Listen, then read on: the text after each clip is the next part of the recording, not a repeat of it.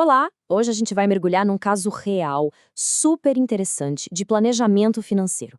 É uma daquelas histórias que mostram como uma crise, uma baita crise pessoal, pode virar uma jogada de mestre, sabe?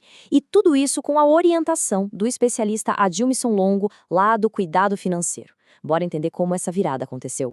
Pensa só numa coisa. Imagina ter aquele cantinho de paz, a sua casa. Aquele lugar que você construiu com tanto carinho e, de repente, essa tranquilidade toda é roubada. E o pior, por um fator que você não controla de jeito nenhum. É uma situação que, nossa, gera um estresse absurdo e parece que te empurra para tomar uma decisão para ontem. E aí que tá o ponto central de tudo, né? Com a emoção a mil, com aquela urgência batendo na porta, como é que se toma a melhor decisão? Principalmente quando o nosso futuro financeiro está em jogo. Então vamos lá, vamos dar uma olhada em como tudo começou, qual era a situação dessa cliente e como a emoção acabou guiando os primeiros planos dela, planos que na hora pareciam ser a única saída. A história é a seguinte: uma senhora de 71 anos, aposentada, vivendo a vida dela super tranquila, no seu único imóvel, um apartamento na praia. Aquele sonho, né? Só que aí, do nada, abre uma adega bem em frente ao prédio dela. E não era uma adega qualquer, era barulhenta.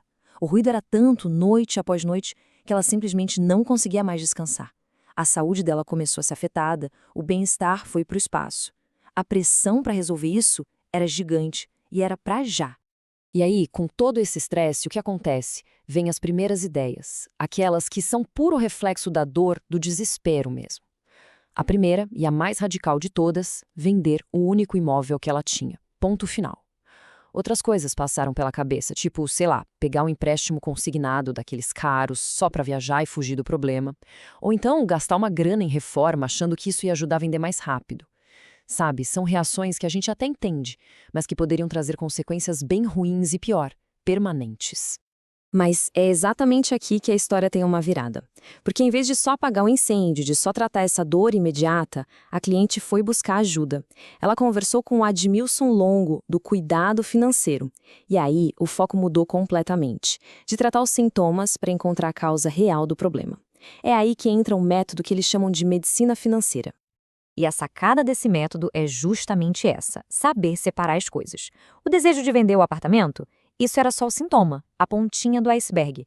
A causa mesmo, que estava lá no fundo, era a reação emocional a todo aquele estresse. E também a ideia fixa de que vender era a única saída. Se ela atacasse só o sintoma, beleza, o barulho ia sumir, mas criaria um problema financeiro talvez muito maior lá na frente. E olha, essa frase do Admilson é um insight e tanto. Resume tudo. Em momentos de crise, a primeira atitude deve ser pausar, respirar. Ficar se preocupando, criando mil cenários na cabeça, só piora a ansiedade. É preciso primeiro analisar a situação, com calma, com clareza, para só depois tomar qualquer atitude. Então, com esse diagnóstico bem claro, bem definido, foi possível enxergar uma luz no fim do túnel. Uma solução que ninguém tinha pensado antes. Uma terceira via, sabe? Uma opção que não só resolvia o problema do barulho, como também protegia o futuro financeiro da cliente. E a comparação aqui deixa tudo muito claro. De um lado, vender.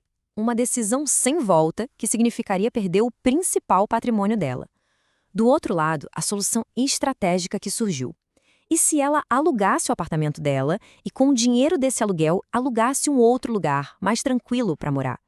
Olha a diferença. Isso dá uma flexibilidade total, mantém o patrimônio intacto, ainda gera uma renda mensal e, de quebra, permite testar morar em outro lugar sem ter que tomar uma decisão definitiva. E essa outra fala do Admilson ilustra isso de um jeito genial. O problema que hoje parece permanente pode ser temporário. A adega pode fechar, a situação pode mudar. Alugar mantém a porta de casa aberta para o futuro, um luxo que a venda eliminaria para sempre. É exatamente isso, pensar no longo prazo, mesmo quando se está no olho do furacão. E com isso, a gente chega na grande lição desse caso todo.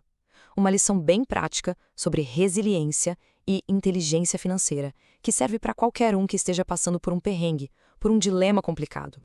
Dá para resumir o caminho para enfrentar essas situações em 4 passos. Primeiro, pause e respira. Nada de decisão no calor do momento. Segundo, tenta entender o que é só sintoma e qual é a causa de verdade. Terceiro passo, abre o leque. Explora todas as alternativas, até aquelas que parecem meio fora da caixa. E quarto, que é fundamental, busca uma visão de fora. Um especialista olha o tabuleiro de um jeito diferente e pode mostrar jogadas que nem se imaginava que existiam. Olha, se tem uma coisa para guardar dessa análise, é esta. Em finanças, flexibilidade é poder. Decisões que mantêm portas abertas e dão mais opções no futuro são quase sempre as mais inteligentes. Paciência estratégica vale muito mais do que ação impulsiva.